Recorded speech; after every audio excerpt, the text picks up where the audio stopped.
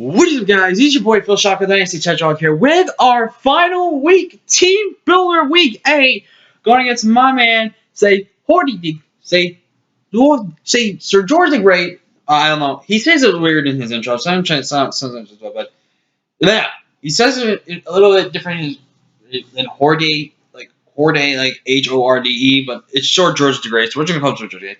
He's the coach of your Saint Aggies. Or St. Aggies, however he likes to pronounce it. And this is a tough matchup for us because it's Rain, and I have beat Rain in the past in APM. Single-handedly by a Primarina, I don't have a Primarina. So there's the bad part. The good news is I think this team I have really can beat his team. But if you guys are hyped and ready as always, definitely leave a like down below if already. Subscribe to join the Phil Shocker crew today because you people really love the king of the crew. It has been over a year, I believe, since almost a year, or at least a little over a year since I last faced George here. And the last time I faced George was in NCP Season 4 when it was Tier 3 and below. And George is a phenomenal battler. He really knows his stuff. He's very, very, very, very, very, very tough to beat. He is one of the toughest people to beat. And I almost beat him if I had done some plays right, but in the end, it came down to me misplaying and stuff like that. But George has got a Rain team, so let's go over his team real quick. He's got the Pelipper to set up that Rain. He's got Barraskewda, the Rain Abuser. Ludicolo, another Rain Abuser. Beartick, which actually also gets resistance, so it's a Rain Abuser. He's got Ferrothorn. He's got Heliolisk. He's got Phalanx, which does not allow no retreat, so that's something we're going to note right there. He has Arcanine, Galarian Rapidash, and Dugtrio. But Dugtrio cannot run Arena Trap, but must run Sand Veil or its other ability, but he cannot run Arena Trap. So looking at this matchup, definitely the main four of the Rain comes. I think Ferrothorn comes for sure, and then I think Heliolisk comes as well as Dry Skin Abuser, so he can get some recovery in the Rain. Phalanx makes some sense, but the moveset for Phalanx is kind of really going to be a little hard to really figure out exactly on the right moves. Arcanine has potential to come as maybe like a bulky Intimidate set. Galarian Rapidash I really don't think makes much sense in this matchup, and Dugtrio I don't think does well then. That's wonderful. I have so much priority on my team that Dougie's just not going to win. So let's go ahead and break down the team we're using for this week. And we're going to be revealing some strats, but we're also going to point out something on his team. But one of the ways I want to win this game potentially is with Psy-Eye, my Sigilyph. The goal with Sigilyph is to either get Toxic or Burn. Now, the reason why I want to do this is I could run a Psycho Shift Flame Orb set. Now, that was something I was thinking about, but in the end, I can't run that set because it's not going to do anything for me. It won't do anything. So, what I decided to do was build a very defensive Pokemon that can beat his Rain team. We are bringing Cosmic Power, Calm Mind, Roost, Air Slash. This was one set I potentially wanted to bring in one of the few other weeks of APM, but I just didn't think it was going to work out. However, this is a different situation. The only resistance of Air Slash he has on his team is that Heliolisk, but I have a lot of things on my team that can check Heliolisk fine. Or at least handles Heliolisk with priority and stuff. Excuse me. But max HP, 144 defense, 16 special attack, 96 speed dev. This is a very bulky Sigilyph, and I think this Sigilyph can very well just win us the game if we can get the right plays going in that sense of regard.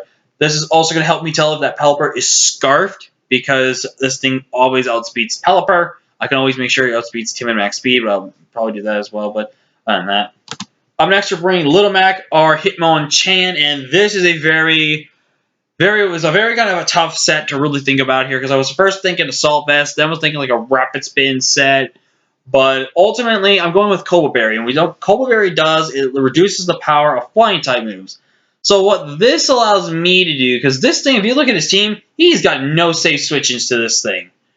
Like the mons I listed, they all get a little beat by Hitmonchan. So what he's going to have to do is he has to come into Pelipper. And what I'm going to straight up do is I'm going to straight up bulk up.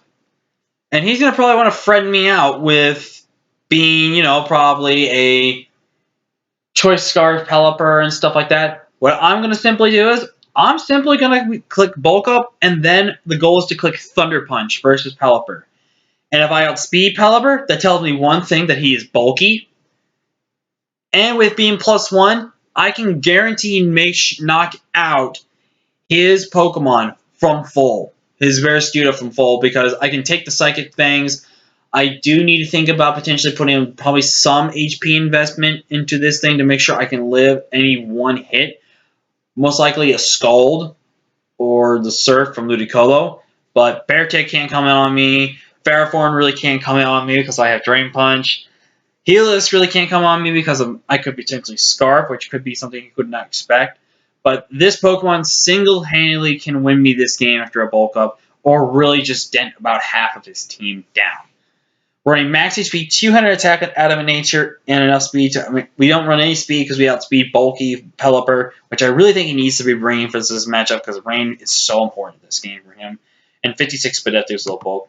Up next, we're running Puff Daddy. We haven't really used Quillfish at all this season. I think we only used him... Now, this is like his third game appearance. But this is going to be something he's going to probably think about. Is Quillfish probably makes a lot of sense to bring for the fact that it's get access to Swift Swim. But looking at my team, I can't really take advantage of. What I'm going to do is I'm going to run Intimidate. And the goal here is to set up Toxic Spikes. Now, the reason why I want to set up Toxic Spikes is because when you look at Pelipper, he's going to have Roost, U-Turn, Hurricane, and Water Move. That's how I see him setting up his Pelipper. Because when you look at my team, I mean, Raphael can't really come because of that and stuff like that. And he probably doesn't... And the Spikes is not really too much of a hazard problem for him. But the goal is to set up Toxic Spikes. The good thing about setting up Toxic Spikes, it forces him to bring Rapidash. Because then Rapidash is his only potential check to this thing. Other than every other member of my team can actually check it perfectly fine. Except my Quillfish. But the goal is to get my Spikes up, get some chip damage off, and then go from there. Running max HP, 188 in attack with an Adamant Nature and 68 in defense. Just so I can hit something super hard. Now, if it's Helis instead of Pelipper that leads, the goal is to set up my Toxic Spikes. Just because I want to be able to get those spikes up, and if he does have Defog, force him to have Defog, or bring in that thing to have Defog, then kick Quillfish in the back into potentially where I can get my Toxic Spikes up again, and then go from there. But I don't expect George to potentially bring Defog when I have Defog and Rapid Spin on my side of the field. So I highly doubt him to potentially want to think about bringing Defog on Pelipper. Like I said, Roost, U-Turn, use Water, Flying, Roost, U-Turn makes so much sense for my team. I'm next running Jet Fighter, and Jet Fighter is running a Heat set this week. We're running 136 HP, max special attack, modest nature with 120 speed. What does the 120 speed do? It lets me outspeed Barrascute outside of rain, but what this does is lets me outspeed Timid and Jolly Beartick in the rain. So if I can get chip damage on them to where I can go for Shadow Ball, they lit on the switch in, and I can go for Shadow Ball again and kill them, I can go for that right there. U-Turn's really good for pivoting. Dragon Pulse is there for also stab, because he doesn't really have to save Dragon Pulse switching, because he doesn't really have a Steel type that really wants to take it. Because I can just spam Shadow Ball versus his team, because I think his team's going to be more physically than specially on my team. Thunderbolt is just really good in case I want to clear out some things like the Barrascute and stuff like that.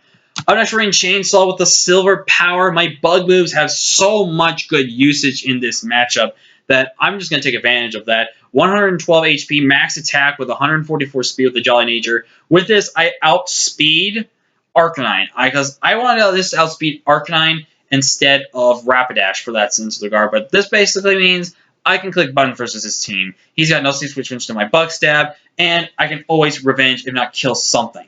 And if I can get the prediction range right, I can Rock Slide to a point where that's going to wear down Pelipper. I can then go for an Iron Head or X-Scissor, kill it, and then it's going down.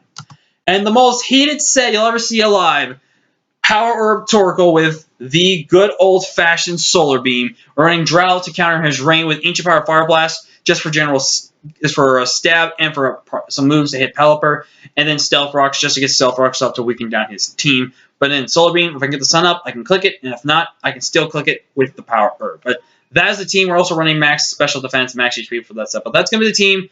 Hopefully we can pick up the win. If not, it's all right. But until next time, guys,